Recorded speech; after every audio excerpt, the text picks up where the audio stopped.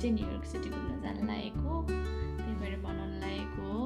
आज चाहिँ रिना र महिना टेक्सासबाट आउँछन् अनि भोलि बिहान चाहिँ हामी निस्किन्छौँ। बिहानै निस्किने प्लान छ। लेट्स सी के हुन्छ। हामी चाहिँ 4 डेजको लागि जान लागेको न्युयोर्क सिटीमा। यो कमिङ ट्युसडे मङ्गलबार चाहिँ मेरो बर्थडे हो अनि त्यही भएर मैले चाहिँ बर्थडे पारेर चाहिँ घुम्न जाऊँ भनेको हो। अनि 4 डेज घुमेर फेरि हामी बफेलो नै फर्किन्छौँ। अनि बफेलोमा चाहिँ महेन्द्रको फर्स्ट टाइम हो, त्यही भएर बफेलोको वरिपरि अनि त्यसपछि नायग्रा फलहरू पनि घुम्नु छ, त्यो पनि घुम्छौँ। अनि त्यसपछि उनीहरू फेरि सन्डे टेक्सास फर्किन्छन्। त्यति हो अहिलेसम्मको लागि। See you back on my New York City vlogमा। Bye!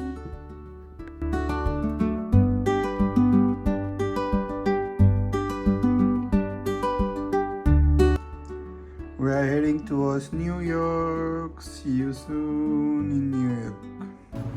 Okay guys, हामी अपार्टमेन्टबाट निस्केको अब। रिना श्रेष्ठ मक्क हुनुहुन्छ।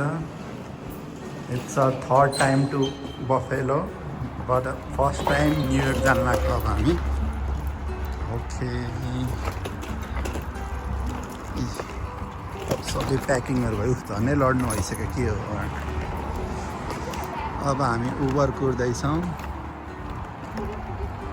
गाडी लाने भनेको पार्किङ फी धेरै महँगो रहेछ हाम्रो।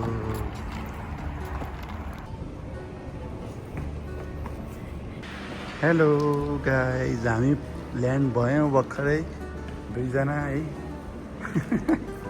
रिना श्रेष्ठलाई कस्तो फिल भइरहेछ दिदी भेट्न पाएर? रमाइलो भइरहेछ। We are here for the birthday. अब हामी जाँदैछौँ उनीहरूलाई भेट्न। लिन आछन् हामीलाई बाहिर। Waiting, see you. अब उनीहरूलाई भेटेपछि हामीलाई अमेरिकामा यस्तो गेट हुँदो रहेछ, अटोमेटिक खुल्ने।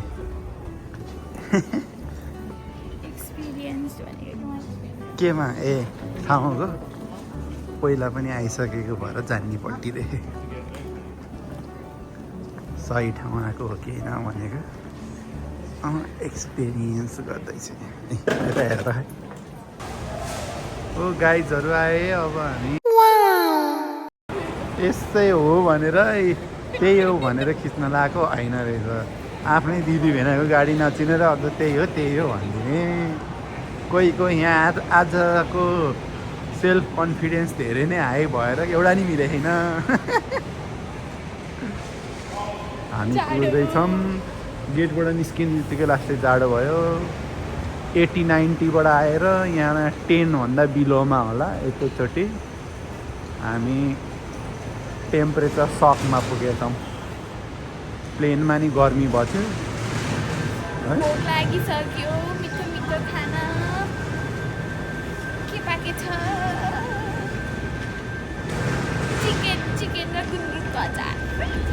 गुन्द्रुकको अचार बनाउँछु भन्छु। हो र? भोक लाग्यो। तर मलाई त भोक लागेन। त्यो कोकले कस्तो भन्छ। मैले त खिचिरहेको रहेछ। गाइजहरू आउँदैन यहाँ आएर वेट गर्न पाइँदैन नि त धेरै बेर। ऊ त्यो चाहिँ होला ऊ पछाडिको। तर उताबाट आउनु नपर्ने हो फेरि। त्यो पनि होइन रहेछ। वी आर गेसिङ रङ। हामी त वेट गरेको 2 मिनट भएछ त। I'm sorry. होइन बाहिर छौँ भने यो चाहिँ के एरिया हो त नि? पिकअप एरिया त उता लेखेको त फेरि।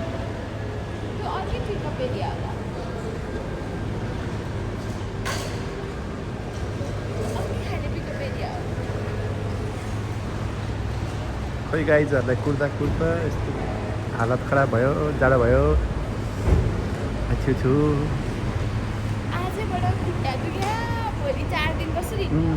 न्युयोर्क जाने घुम्न जाने भनेको मान्छे आज एयरपोर्टमा 1 घन्टा जति हिँडेको खुट्टा दुख्यो भनेर केही छैन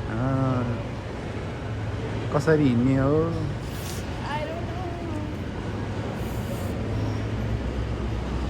त्यो 3 तिर छ अरे ऊ त्यहाँ छ 3 खै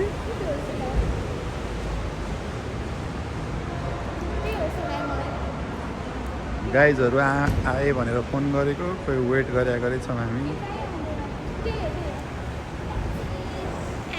आए गाइजहरू आए हेलो गाई थ्याङ्क यू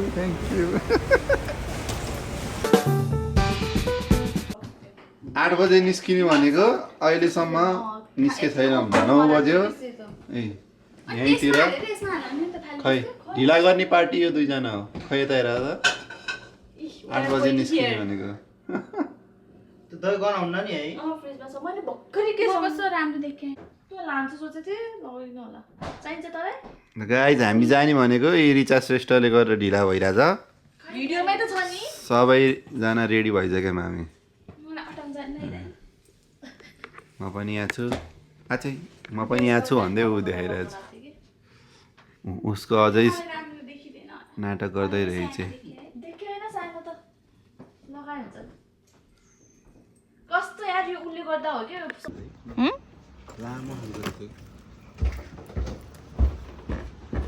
मलाई चोडिन्छ जस्तो फिल भयो है त्यो के छ यो खानेकुरा त्यो त अब गाडीमा लाने बित्तिकै त्यो त अब नै हुँदैन नि त नभए त्यही माथि राखेर गुडाउँ न अब त्यसकै माथि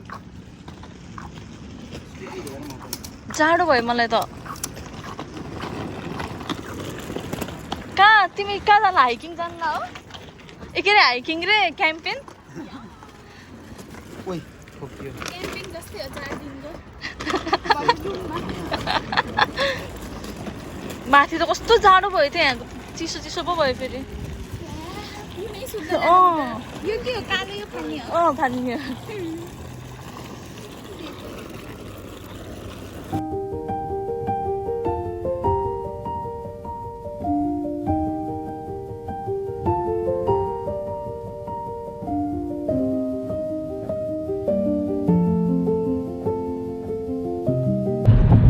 ल गाइज हामी न्युयोर्क सिटी छिर्न लाग्यो अब रमाइलो देखियो खतरा है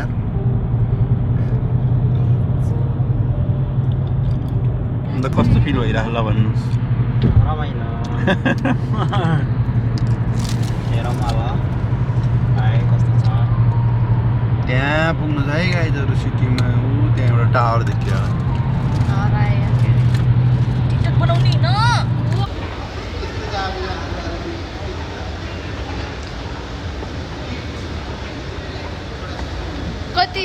कति आफ्टर कति हो यो तिम्रो ट्रेनमा चढ्न लाग्यो ट्रेनमा त आफ्टर 2 इयर्स 3 इयर्स होला 3 अनि रिनाहरूको रिना तिमीहरूको यो फर्स्ट टाइम होइन है अँ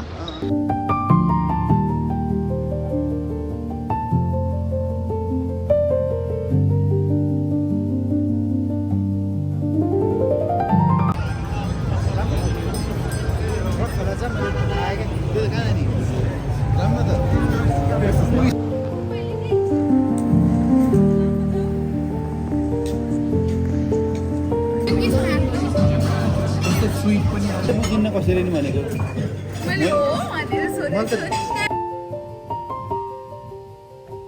अब हामी चाहिँ कहाँ आजको चाहिँ प्रस्थान ब्रुकलिन एन्ड रिचा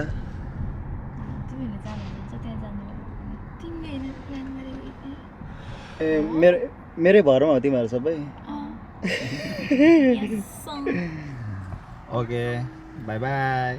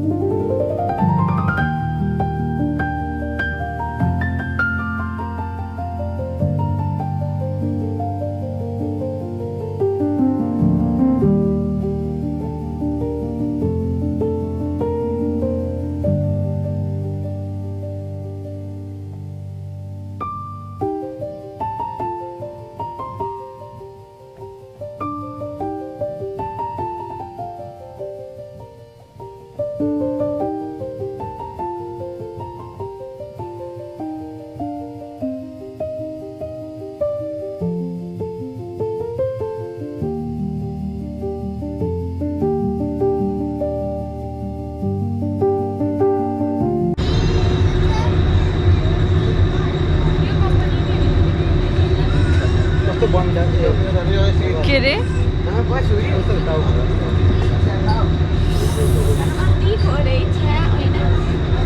के भयो अरे ए अँ यो सिसा के त्यो फोहोर छ